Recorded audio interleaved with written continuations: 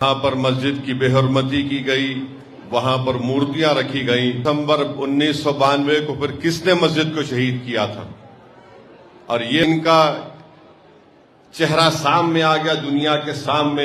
ہندو مسلمانوں نے مل کر، سکھوں نے، عیسائیوں نے مل کر انگریزوں سے اس ملک کو آزاد کروایا ہیں، تو کسی ایک مذہب کی تائید میں بات نہیں ہوتی۔ تو بہرحال یہ چیزیں ہیں جس پر آپ کو ہم کو غور بنائیے، اور یہ بھارت، ہمارا یہ وطن عزیز اس وقت طاقتور ہو سکتا ہے جب ملک کی 50% مسلم خواتین میں تعلیم کا فقدان ہے۔ میں چاہتا ہوں جس میں اس سال دسمبر میں 8000 طلباء اور طالبات کو یہ آل ان ون گائیڈ دیا جا رہا ہے، اور انشاءاللہ تعالی حیدرآباد کے 1540 طلباء اور طالبات کو، جس میں قریب 90 اردو میڈیم کے سکول ہیں، اور ماباقی 6450 تلنگانہ کے دیگر اضلاع میں یہ تمام آل ان ون گائیڈ کو وہاں کر سکول میں تقسیم کیا جائے گا۔ آپ تمام لوگ جانتے ہیں کہ مجلس اتحاد المسلمین اپنے ہر پارٹی کے پروگرام میں تعلیم پر زیادہ توجہ دیتی ہے، اور تاکہ ہم تعلیم کے ذریعے بھارت کی سیاست میں، بھارت کی سماجی زندگی میں اور معاشی زندگی میں ہم اپنا ایک مقام کو حاصل کر سکیں گے۔ کوئی ایسی سیاسی پارٹی نہیں ہے جس نے تعلیم کے میدان میں اتنی خدمت ابھی انجام دے رہی ہے، وہ صرف مجلس اتحاد المسلمین کر رہی ہے۔ میں آپ کو یہاں پر ایک بات بتانا ضروری سمجھتا ہوں کہ آج 6 دسمبر ہے، اور آپ اور ہم جانتے ہیں کہ 6 دسمبر 1992 کو کیا ہوا تھا۔ سپریم کورٹ کو وعدہ کر کے کہ وہاں پر بابری مسجد کو ہاتھ نہیں لگایا جائے گا، تمام سنگھ پریوار کے لوگ جمع ہوئے۔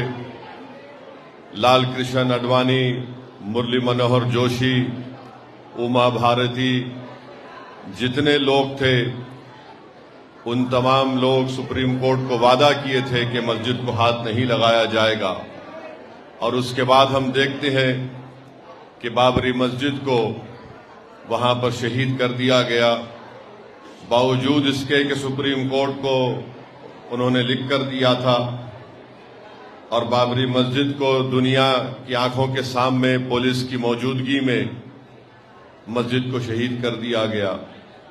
جس جگہ پر مسلمانوں نے نمازیں ادا کی، اور خود سپریم کورٹ نے بابری مسجد کے فیصلے میں کہا کہ 22 اور 23 دسمبر 1949 کو بغیر کوئی قانونی چارہ گوئی کے مسجد میں گھس کر وہاں پر مسجد کی بے حرمتی کی گئی، وہاں پر مورتیاں رکھی گئیں، اور پھر سپریم کورٹ نے اپنے ہی فیصلے میں صفحے نمبر 913 اور 914 میں لکھا کہ مسجد کی شہادت، جس کو انگریزی میں کہا کہ ایگریگریس، انہوں نے لفظ کا استعمال کیا، اور کہا کہ یہ violation of rule of law تھا۔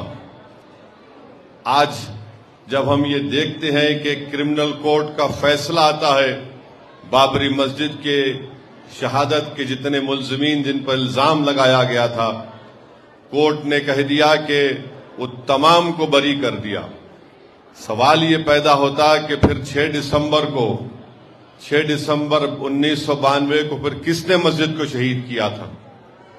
اور یہ مودی کی حکومت، بی جے پی کی حکومت نے اس ٹرائل کورٹ کے فیصلے کے خلاف اپیل نہیں کی۔ عجیب ماحول ہے، انصاف کی بات کرتے ہیں، اور ایک موب وہاں بلکہ ہزاروں کی تعداد میں لوگ جمع ہو کر مسجد کو شہید کر دیے، اور کورٹ یہ فیصلہ دیتا ہے کہ ہم کسی کو بھی مجرم نہیں قرار دے سکتے۔ میرے عزیز دوستوں اور بزرگوں، پھر ہم دیکھتے ہیں کہ حالیہ دنوں میں وزیر اعظم ملک نے کہا کہ 500 سال کے زخم اب ہمارے بھرے جا رہے ہیں۔ سوال یہ پیدا ہوتا کہ سپریم کورٹ نے اپنے فیصلے میں کہا کہ نہ کوئی مندر کو توڑ کر وہاں پر مسجد بنائی گئی، تو پھر کس بنیاد پر وزیر اعظم اس طرح کی بات کرتے ہیں؟ آخر وہ کون سے زخم کی بات کر رہے ہیں؟ زخم تو وہ ہے کہ 6 دسمبر 92 کو مسجد کو شہید نہیں کیا گیا، بلکہ بھارت کے سنویدھان کو کمزور کیا گیا، آئین کو، رول آف لا کو کمزور کیا گیا، اس کو زخم دیا گیا، اور آج وزیر اعظم اس طرح کی بات کرتے ہیں۔ میرے عزیز دوستوں اور بزرگوں، تکلیف اس بات سے بھی ہوتی ہے کہ سپریم کورٹ کے ایک جج جو اس بینچ پر بیٹھ کر ججمنٹ لکھے، ریٹائرمنٹ کے بعد انٹرویو میں کہتے ہیں کہ جو مندر کو توڑ کر مسجد بنائی گئی وہ خود غلط تھا۔ ارے آپ جب جج تھے، آپ نے فیصلہ لکھا، جب آپ کو خیال نہیں آیا؟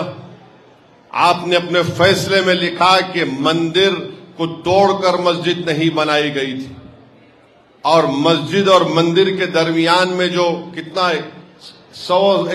زیادہ لمبا عرصہ تھا، مگر ریٹائرمنٹ کے بعد جج صاحب جج نہیں رہے تو ان کی زبان آزاد ہو گئی۔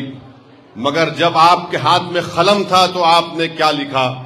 آپ نے لکھا کہ مندر کو توڑ کر مسجد نہیں بنائی گئی تھی۔ میرے عزیز دوستوں اور بزرگوں، آج آپ دیکھتے ہیں کہ اس طرح کے ججمنٹ جب آئے تھے، جب یہ ججمنٹ آیا، میں نے اسی وقت کہا تھا کہ یہ آستھا کی بنیاد پر فیصلہ دیا گیا۔ میں آج بھی یہ سوال اٹھا رہا ہوں، اگر 6 دسمبر 1992 کو اگر مسجد شہید نہیں ہوتی تو سپریم کورٹ کے ججز کیا فیصلہ دیتے؟ کیا فیصلہ دیتے آپ نے آستھا کی بنیاد پر فیصلہ دیا، اور پھر جو مسجد 400 سال سے ٹھہری ہوئی تھی اس کو آپ نے اپنے کورٹ کے ججمنٹ میں کہا ہے it is an violation of rule of law, اور جج صاحب بعد میں انٹرویو میں یہ بات کہتے ہیں۔ بہرحال ان کا چہرہ سامنے آ گیا دنیا کے سامنے، مگر اس بات کو ہم کو سمجھنا اور یاد رکھنا ہے کہ 6 دسمبر ایک یوم سیاہ ہے۔ 6 دسمبر ہمارے ملک کے لیے ایک سیاہ دن ہے، جس طرح گاندھی کو جس دن مارا گیا تھا وہ یوم سیاہ ہے۔ جس دن 6 دسمبر 92 کو مسجد کو شہید کیا گیا وہ ایک کالا دن تھا۔ جس دن اندرا گاندھی کے قتل کے بعد دلی کے سڑکوں پر سکھوں کا خون کی ہولی کھیلی گئی تو ملک کے لیے کالا دن تھا۔ جس وقت 2002 میں گجرات اور احمد آباد میں فسادات ہوئے وہ ایک یوم سیاہ تھا۔ تو یہ ایسی چیزیں ہیں جس کو ہم کبھی نہیں بھول سکتے، نہ بھولنا چاہیے۔ یاد رکھیے، اگر قانون کی بالادستی رہے گی، رول آف لا رہے گا، تو جمہوریت مضبوط ہوگی، انصاف مضبوط ہوگا۔ اور اگر انصاف کرنے والے ریٹائرمنٹ کے بعد اس طرح کی بات لکھتے ہیں، انٹرویو میں بولتے ہیں، تو خود وہ اپنا تماشا کر رہے ہیں اور اپنے چہرے کو بے نقاب کر رہے ہیں۔ بہرحال میرے عزیز دوستوں اور بزرگوں، آج وقت یہ ہے کہ ہم کو متحدہ طور پر اپنی عبادت گاہوں کی حفاظت کرنا ہے، اور جو فیصلہ سپریم کورٹ سے آیا تھا، جو آستھا کی بنیاد پر تھا، آج آپ دیکھتے ہیں کہ 1991 پلیسز آف ورشپ ایکٹ ہونے کے باوجود بھی کئی مساجد کے اوپر کیسز پڑ جاتے ہیں، اور اسی بابری مسجد کے کیس میں اس ججز نے لکھا تھا کہ پلیسز آف ورشپ ایکٹ کا تعلق بیسک سٹرکچر سے ہے۔ سپریم کورٹ ایک بات بولتا ہے اور لوور کورٹ اس کو قبول نہیں کرتا ہے۔ بہرحال ہم کو جتنی اللہ نے ہم تمام کو صلاحیت دی ہے، ہم آئین کو مضبوط رکھیں، قانون کی بالادستی کو برقرار رکھیں یا رول آف لا کو برقرار رکھیں، اور ایسی طاقتوں کو پہچانیں جو ملک کے آئین کو، انصاف کو کمزور کرنا چاہتے ہیں۔ یاد رکھیے، اس ملک کا کوئی مذہب نہیں ہے، یہ ملک تمام مذہب کے ماننے والوں کا ہے۔ اگر کوئی یہ کہے گا کہ یہ ملک ایک مذہب کا ہے تو پھر یاد رکھیے ہم ان عظیم آزادی کے مجاہدین کی قربانی کو رائگاں جانے دیں گے، کیونکہ اس وقت ہندو مسلمانوں نے مل کر، سکھوں نے، عیسائیوں نے مل کر انگریزوں سے اس ملک کو آزاد کروایا تھا، اور ہمارے بزرگوں نے یہ خواب دیکھا تھا اور اسی لیے اس طرح کا آئین بنایا، کانسٹیٹیوشن بنایا 1950 میں، جو ہم نے آئین اپنے آپ کو دیا، وہ یہ کہتا ہے کہ انڈیا جو اس کا پریامبل ہے، اس کا جو کہتا، اس میں یہ بات لکھی گئی کہ لبرٹی، ایکوالٹی، جسٹس، فیٹرنیٹی، یہ چار چیزیں جب آپ بات کرتے ہیں تو کسی ایک مذہب کی تائید میں بات نہیں ہوتی. تو بہرحال یہ چیزیں ہیں جس پر آپ کو ہم کو غور کرنا ہے. میں مبارکباد دیتا ہوں ان تمام طلباء اور طالبات کو جو حیدرآباد کے 1540 طلباء اور طالبات جن کو آج آل ان ون گائیڈ مل رہا ہے. میں امید کرتا ہوں کہ انشاءاللہ تعالی وہ اپنی تعلیم کو 10th اور 10ویں جماعت کی مکمل یا کامیاب ہونے کے بعد بھی جاری رکھیں گے. وہ اپنے خوابوں کو پورا کریں گے اور انشاءاللہ تعالی مجھے یقین ہے کہ خاص طور سے ہماری بیٹیاں مسلمانوں کے نام کو روشن کریں گی، ملک کے نام کو روشن کریں گی. اور ہم ان کے ماں باپ سے یہ گزارش بھی کرتے ہیں کہ خاص طور سے اپنی بیٹیوں کی تعلیم پر توجہ دیجیے، ان کو قابل بنائیے، ان کے خوابوں کو پورا کریے، ان کو طاقتور بنائیے. اور یہ بھارت، ہمارا یہ وطن عزیز اس وقت طاقتور ہو سکتا ہے جب ملک کی 50% آبادی جو ہماری خواتین ہے وہ تعلیم یافتہ ہو. اور یہ بات بالکل سچ ہے کہ مسلم خواتین میں تعلیم کا فقدان ہے. ہماری بچیوں میں لٹریسی زیادہ ہے، لٹریسی ریٹ بہت کم ہے.